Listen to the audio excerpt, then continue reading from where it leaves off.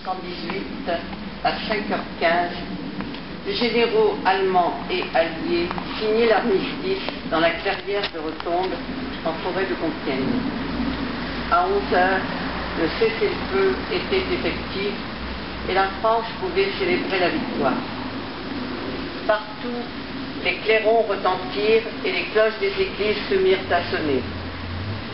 5 années de guerre totale prenaient fin. Jamais on ne vit une nation communier tout entière dans une aussi grande ferveur.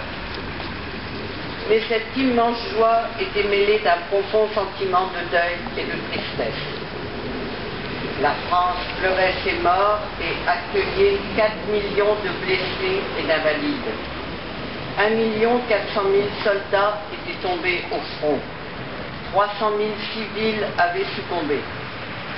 Nul ne fut épargné, aucune famille, aucun village, aucune ville. Jamais le monde n'avait connu de guerre plus meurtrière, et les vétérans de la Grande Guerre, ceux qui étaient montés en première ligne, à Douaumont, à Verdun, n'eurent plus qu'un seul mot d'ordre: plus jamais ça.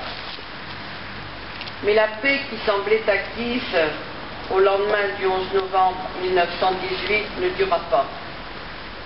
20 ans après, la Seconde Guerre mondiale éclatait.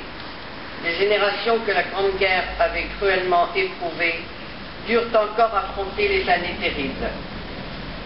Tout au long du XXe siècle, il n'y a pas eu de nation dans le monde qui se soit autant affrontée que la France et l'Allemagne.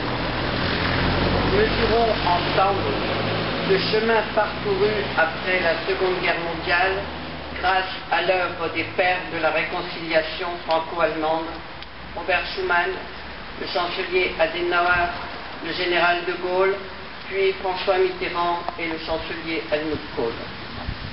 Il n'y a pas aujourd'hui dans le monde d'autres nations que la France et l'Allemagne qui soient animées par un désir aussi intense de poursuivre la construction d'un avenir commun.